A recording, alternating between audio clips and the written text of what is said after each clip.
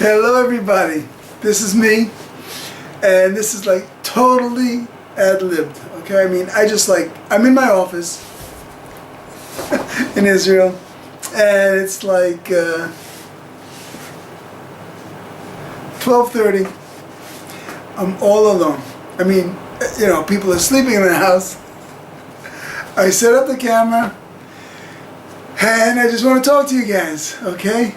So like I'm filming myself. Actually, I don't even know how this thing works.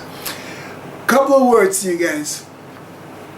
I want to talk a couple of minutes about what training under Dr. Kim did for me. I started training under Dr. Kim. Then she wasn't Dr. Kim. She wasn't even a nurse. I had to say that. She was just Kim. I don't even know what I used to call her. I mean, like teacher, I don't know. Anyhow, I was 11, and it was like 1967, and I was getting beaten up in the high school, in the elementary school at that time, and it's because I was Jewish, and they go dirty Jew, and they beat me up every single day. Eventually, I mean, we're talking about like, schoolyard, playground, dressing room, the whole business. And, the principal can't do anything about that because what are you going to do? You're not going to give me private, security detail. They're kids, bullies. But 6 months go by and a relative comes up from New York and says to my father, "You got to teach your kid to take a bat to school." A couple of days later, we see an advertisement in the newspaper, and Dr. Kim, whatever, I don't know.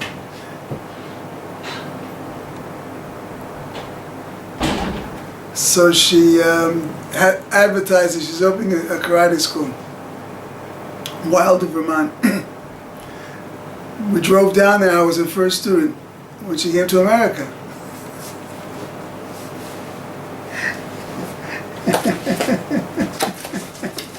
Anyhow, this wasn't, so I walked in and she was happy to see me because she was new to the area and she needed friends. And I was getting beaten up and I needed some help. So I was not only first student, but it was good from the beginning. This is not a picture. You can't create this stuff. Okay, I have pictures of this stuff.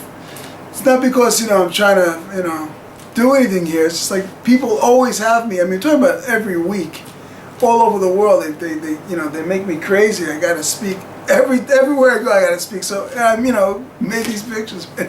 Just the way you don't decide what happens in life, it happens to you. So this is an early picture.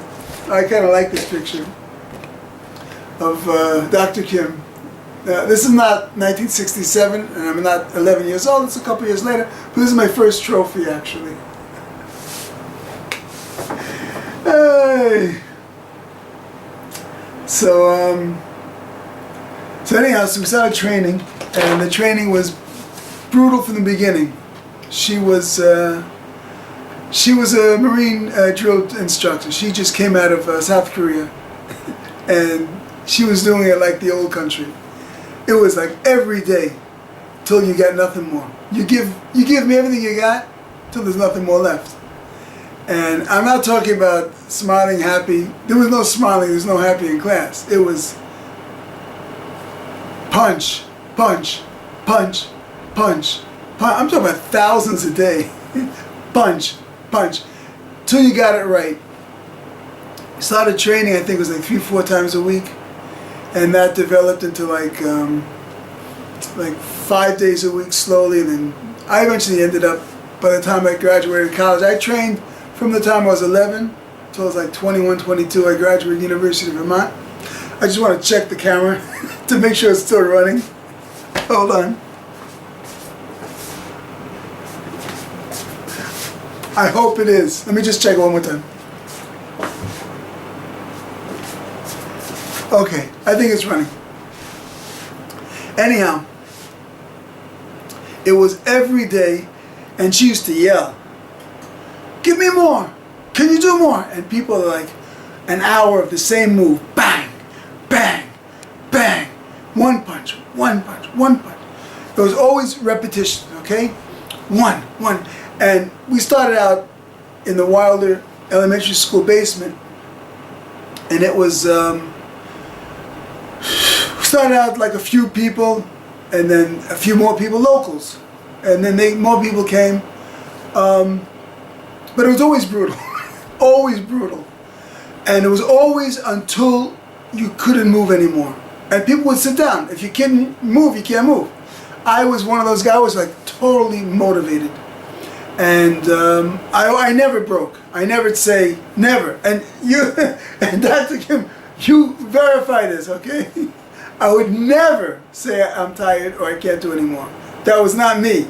I was in it for the long run, for the long stretch. Anyhow.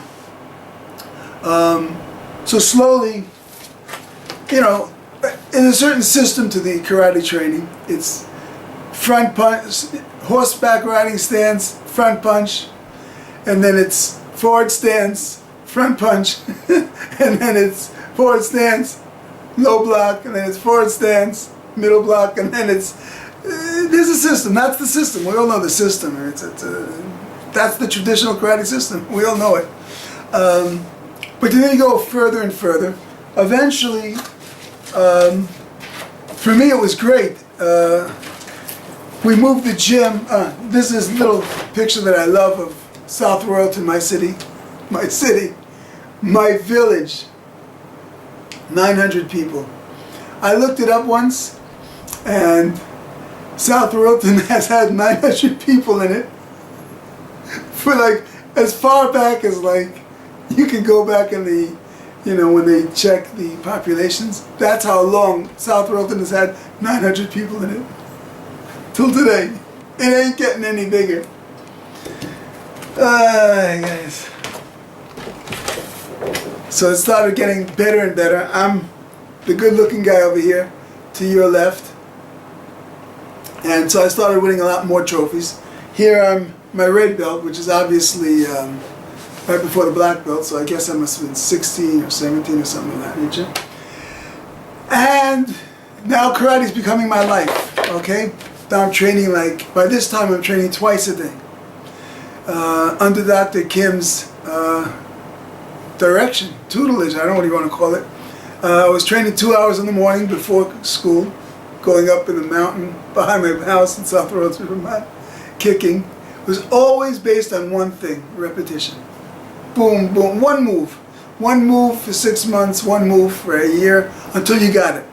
Now when I'm talking about getting it, what I mean is you've got to get it where it becomes you, where you can feel that chi. When you get it, you got it. It's working towards, you can get the respiratory system, the mechanical, the muscular system, the nervous system, they're all in one. Bang! When you get it, you got it. And when you tune into that chi movement, when you can bring that up, that's life-changing. But I'm getting ahead of myself. So I'm training 2 hours in the morning and then 2 hours at night. Here's another problem. Here's a picture that my wife loves. This is when they used to call me Flip or Flippy. Life is great, man. I love life. Anyhow, 18 years old, I got my black belt. Oh, here's a picture that I like. This is Flippy, flying front kick. So then the gym moved from Wilder Elementary School. We moved to a little garage in White River, and I used to train this. There's a tree outside. I would train this for hours. I would go as high as I could, way above my head, with this flying front kick. This picture is when we moved to White River itself. There was a storefront, so that was there. Here's a picture that I like, this is after my black belt. So I was fighting at 185. Okay, I was burning so many calories that they forced me to eat steaks and pizza and spaghetti. I'd wake up and eat steaks in the morning. I was burning so many calories and they wanted me to go up to 185. I was like 165. Most people, that's a dream for most people, to have to eat more than they want to. Anyhow, it was all repetitions, and let me just share with you one story. I got my black belt, and I said to Dr. Kim, I want advanced training. I didn't even know what I was asking for. You know, I said I want advanced training. And I was like, this is like you're doing this 4 hours a day. She goes, okay, if you really want full advanced training, I'll do that for you. Says to come in after the class. We're in a warehouse by the river, I think it was the White River, and it was a warehouse, second story, and it was really quiet at night. There was no one else in there. Long wood floor, and so after the class, she goes, okay, I'm gonna give you advanced training. It's just me and her in this empty warehouse. It's crazy. Puts a blindfold on me. This is just like one of the things I went through. So I'm 18 years old, and she takes a puts a blindfold on me, and then she takes a bamboo stick. I don't know if you guys are still doing this stuff. It was vicious. In those days, it was vicious. And she says, "Okay, forward stance." Takes the bamboo stick, and I can't. Let me just make sure. Just check one more time. Make sure it's still running.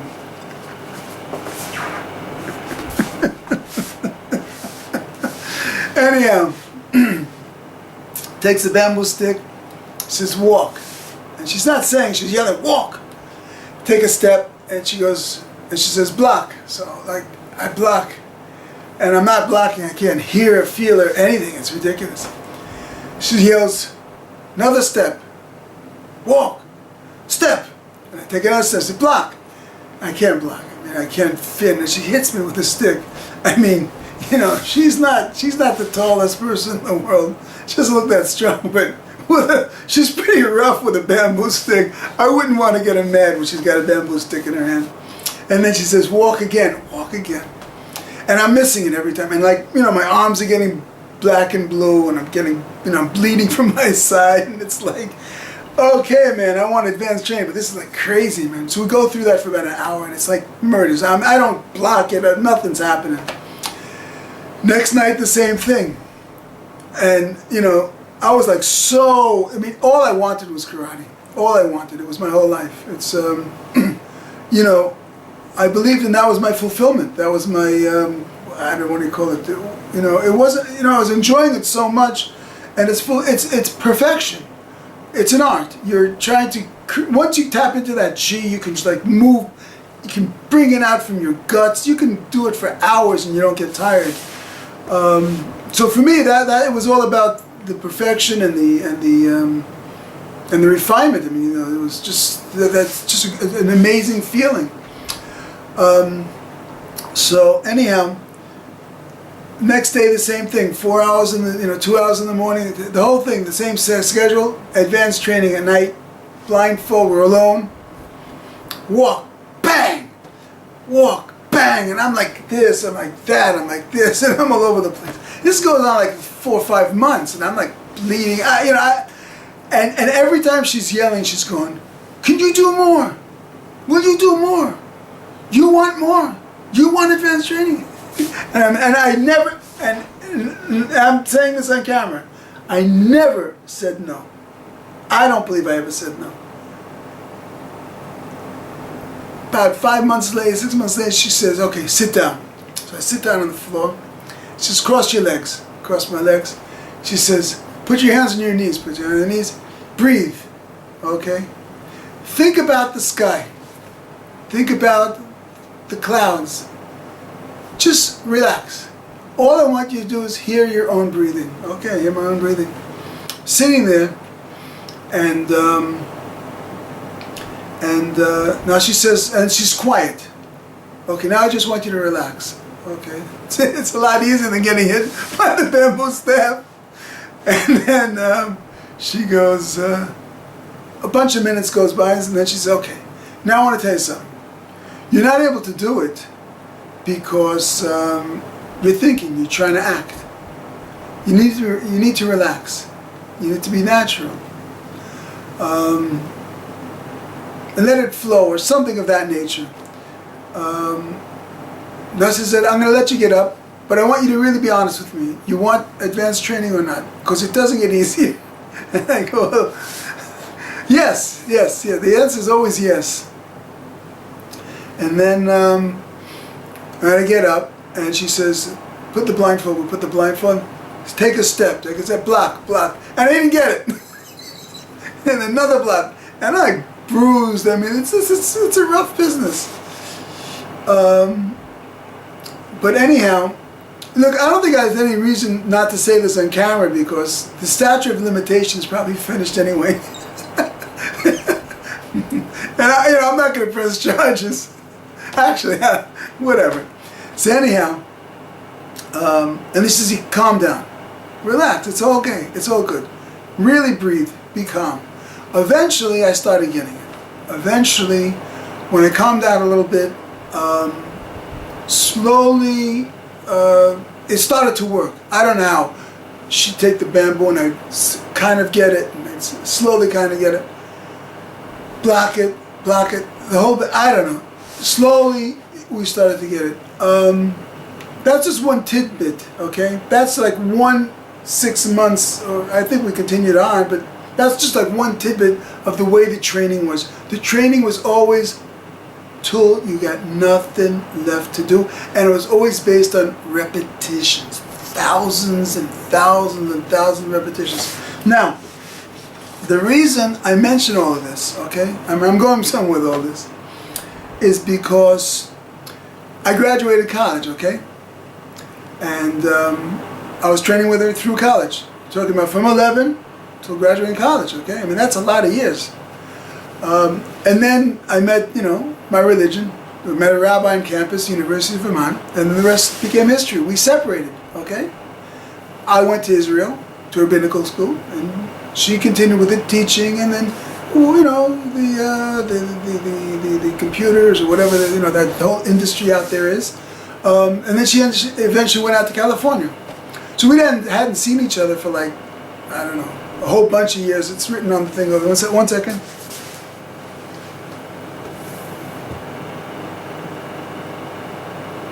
Oh, okay. Until 2006. That was 12 years ago. So anyhow, her point in training was always, it's not about the training. It's not about the karate. It's not about the fighting. This was the message then. Now they have this motto, he can do, she can do, why not me? Fine, that's okay. I mean, it's better than, a motto. It's a good motto.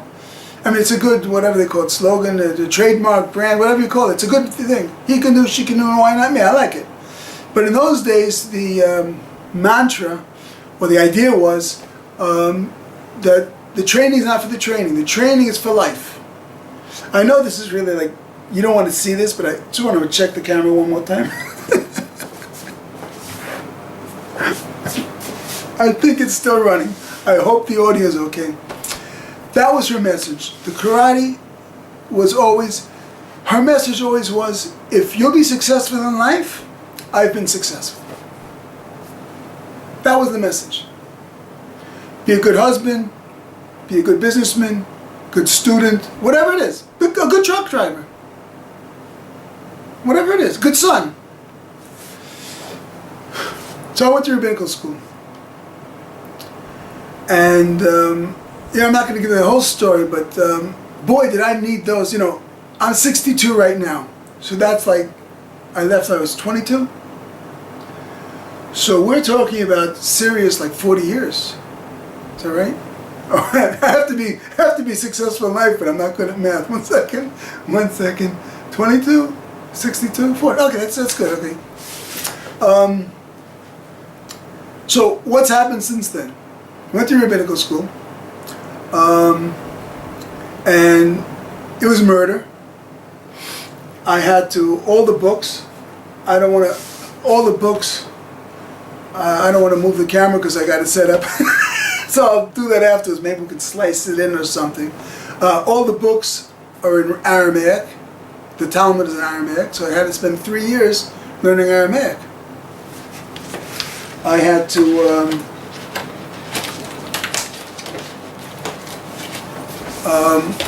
it was rough. And all these other books that you see behind me, and maybe we'll slice some other stuff into this, it's Hebrew, ancient Hebrew. There's different types of Hebrew. There's scriptural Hebrew, there's Middle Ages Hebrew, there's Hebrew, modern Hebrew, there's different Hebrew scripts. I mean, actual, the font on the page. Then I had to learn Yiddish, because a lot of books are in Yiddish. And we're from Russia. I mean, my great-grandmother. It was rough, man. And I'm in a foreign country. I went to Israel. That's rough. I mean, it's a rough country anyway. They got all these fights and battles. I mean, it's a trip. And I'm speaking Hebrew now. I have to speak Hebrew. Whoa. Anyhow, I learned one of the books. I just did the karate. I did the karate in the rabbinical school. I took one of the books. It's a very famous book called the Book of Tanya. And my teacher told me to learn that book. That was my breakthrough. I learned 30 chapters by heart, letter by letter. Something to this nature.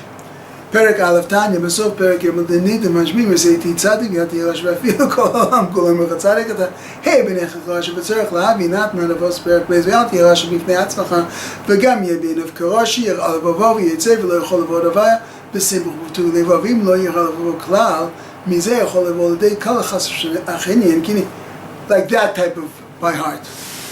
That jump started my studies. I did that for 3 years.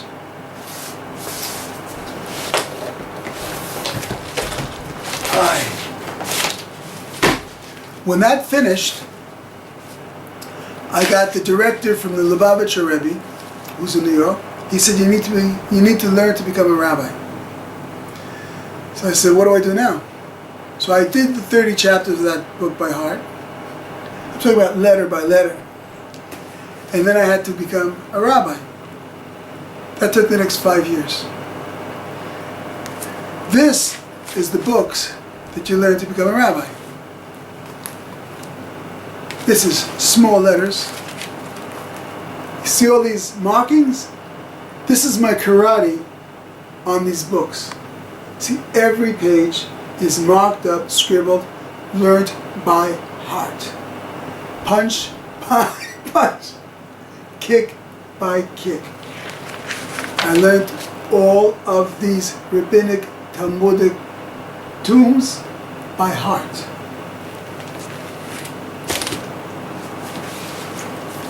Here's another one. These are the laws of the kosher laws. Okay, it's the laws of Sabbath. It doesn't matter what. The same thing. Page by page, word by word. I did my karate on the books. Afterwards, I think I'm going to slice into this some pictures, and I'll show you. 5 years later, I was in front of the head rabbi of Israel, and I became the first American, yes, to be ordained by the 2 head rabbis of Israel. I must have failed 6 times, but there was 4 tests over 5 or 6 years, but I did it. I did my karate on it. Then came the next period. Because of all that knowledge I did. Now, after that, I studied full time, and this is a record, in the rabbinic school for 13 years, from 7 in the morning to 11 o'clock at night. I did my karate on the rabbinic studies. Okay? I eventually published 9 books in use worldwide, thank God, on practical Talmudic law, which means that people are using these books all over the world. This is my first commentary on Talmudic law. You obviously can't read it. You don't have to read it. This is my first book. It has to have approbations from the biggest rabbis in the world, about 10 of them. This is another very popular bestseller on the laws of cooking on the Sabbath, which are very complicated. This is a study guide. This is my most famous book. This book took 10 years of daily work, 3,000 footnotes. Okay, and these are footnotes translated, some of them for the first time ever, into English from works from the last 2,000 years. Okay? 10 years of my life. Daily work on this book. Not once a week. Then, a couple years later, I think I have a few more books around here that I wrote, but this is all ad-libbed, okay? Then I wrote this children's series. It's based on an old parable that we all have two kings inside of ourselves, a good king and a bad king. And we all have decisions that we need to make on a daily basis, on a momentary basis. So this book was we had two editions which came out in this book called The Two Kings. And then they translated it into Hebrew. And then they translated the other one in Hebrew. And then the Russians came along and they wanted to translate it to Russian. And now, my dear friends, I'm going to sign off. But I want to tell you guys like this.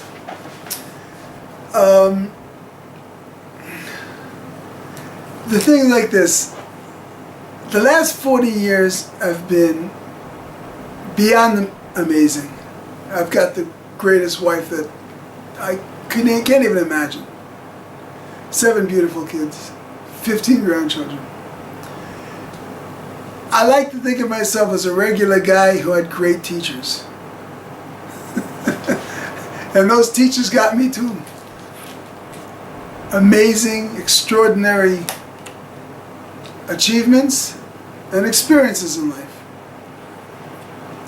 You look back and you say to yourself, I still perform, okay? People say, come break some bricks and tell your story. Tell your story, break some bricks. Here's some more pictures.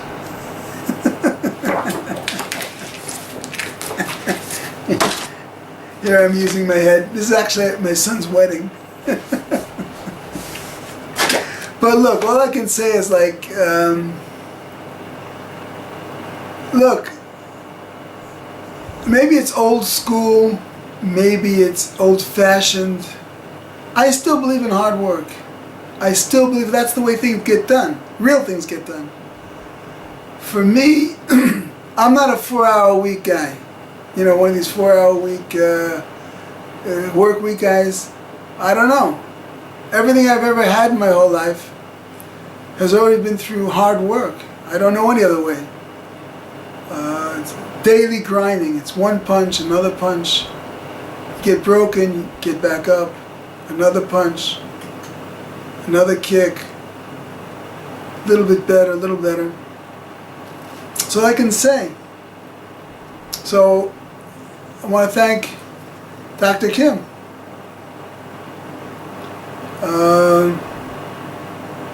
11 years of my life, great years. The greatest years. And they gave me the strength for the next 40 years. Oh, by the way, I don't want this to sound like a eulogy. I'm not eulogizing myself.